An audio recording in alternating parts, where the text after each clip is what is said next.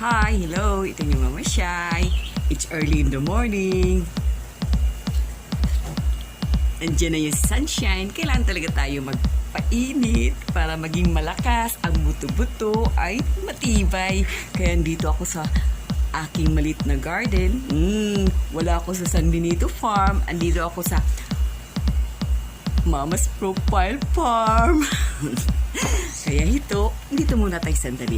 Magpapainit lang tayo kasi kailangan talaga natin ang sunshine sa katawan. Hindi naman kailangan na puwaratin lang tayong vitamins. Kailangan din talaga ang natural. Kaya tama ang ating idol. Mga idol, nandun sila sa kanilang rest house at saka sa kanilang pupuntahan ng magandang farm, San Benito Farm. Pero wag akong padadai kasi meron din akong maliit na garden. Ito, yan naman garden ko. Kaya ito, magpapa-sunshine, magsasunbathing muna si Mama. Hi! Ay, natapos din ang aking sunbathing. Ito, pawis-pawis na si Mama. Alam po ninyo mga kaibigan, tuwing umaga talaga ay nagsasunbathing ako kaya ako maging malakas. Ayoko naman maging kuba. Kasi nakikita ko na sa mga friend ko naging kuba na. Ay maganda mainam to sa buto-buto. Ang magsasunbathing. Kaya nga ako tuwing umaga, pagising sa umaga, ay talaga po naman. Ginagaya ko si ang aking mga idol na nandun sa along the sea. Pero sa totoo lang talaga, mahilig talaga akong, nung kabataan ko, mahilig akong swimming. Hindi naman ako magaling lumangoy. Pero, anong ginagawa naman ng salbabida dyan? Ng mga bangka-bangka? Andyan naman sila.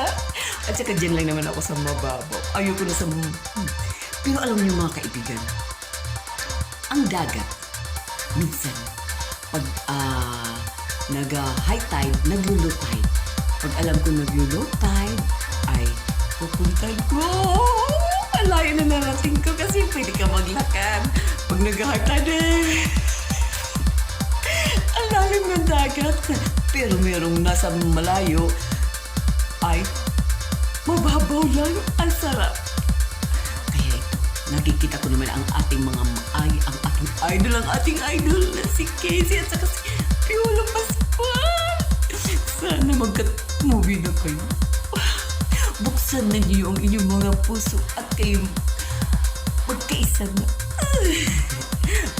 Bagay, naghihintay pa naman tayo. Huwag tayo maging atat na atat kaagad sa kanilang movie. May COVID pa. Mamaya nandun tayo sa sinehan. Puro tayo mga COVID-COVID. Alam po niyo mga kaibigan, kinikilig na ba kayo? Kaya nga ako parating nagsasunbathing sa labas sa aking maliit na garden. Kasi gusto ko maging malakas para makapanood ako ng movie nila Piolo at saka ni Casey. Hi Casey, hi Piolo. Talagang kinikilig na kami sa inyo. Sana huwag ninyong pahirapan ang aming mga puso. Magka-movie na kayo. Hirap na kami. Saan kami pupunta? Casey, Piolo. Buksan na ninyo ang inyong mga puso. Dahil kayo na talaga ang pinagpala ng Diyos. Ang tinadhana ng Diyos.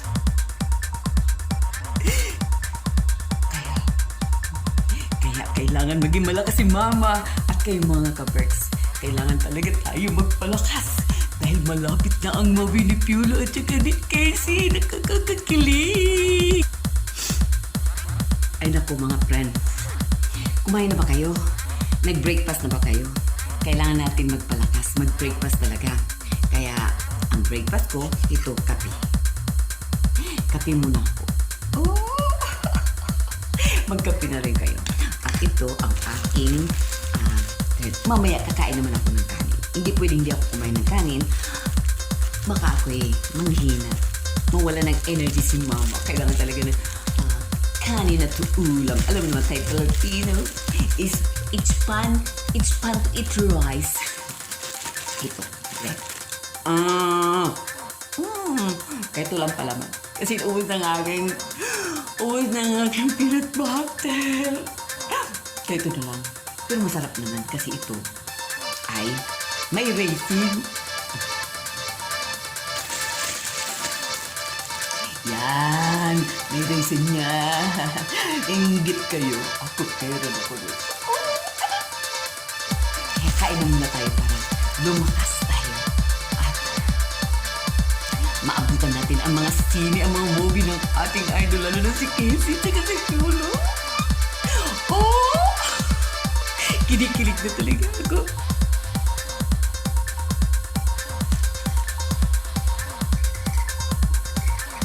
Alam niyo, kaibigan, kailangan talaga pagising sa umaga ay mag-sunbathing. Eh, kahit naman saan ang gulo ang bahay niyo, meron namang nandoon naman si Haring Araw. Kaya kailangan talaga mag-sunbathing kasi yan yung nagpapalakas sa atin. Lalo na pala ngayon may pandemic. Yung kalaban niya yung ating kalaban ngayon, alam niyo na. Kaya parati talaga. Pero pagtapos akong mag-sunbathing, tapos napapawisan na po, ay, ang sarap ng pakiramdam. Tapos maya-maya mag-shower na ako ng mainit na tubig. Kailangan talaga maging malakas para maganda ang buhay. At para makipagkwentuhan sa inyo, kinikilig na ako. Ay, oh Lord, sana matapos na. Talagang, sana darating na ang abutin ng next year ang gamot. Ay, salamat sa iyo, mahal na Pangulo. Dahil sa inyo.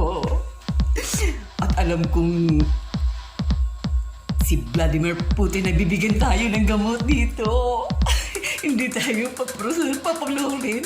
Huwag naman niyo kami paluluhurin para sa gamot. Sana bigyan niyo kami.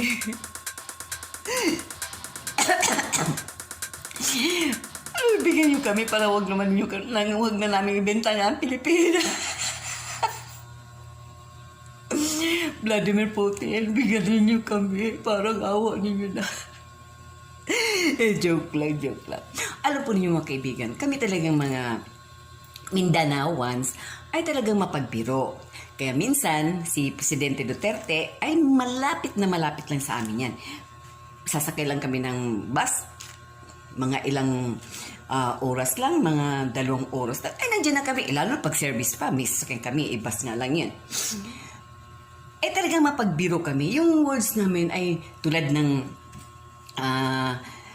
mga words na yung magpatuka ka na lang Sigbin. Mga ano ka, maganda. Pero mga ano lang namin yan, mga kumbaga mga pang flowery words lang namin yan. Hindi naman yan ibig sabihin na kayo talaga nabiro lang kayo ni Presidente, na nakapagsalita na ang Presidente ng ganun talagang dinidibdib ninyo naghahanap talaga kayo ng butas. Huwag naman kasi alam niyo man, iba-iba nga tayo ng kultura, ng lahi, pero iisa lang naman tayo Pilipino.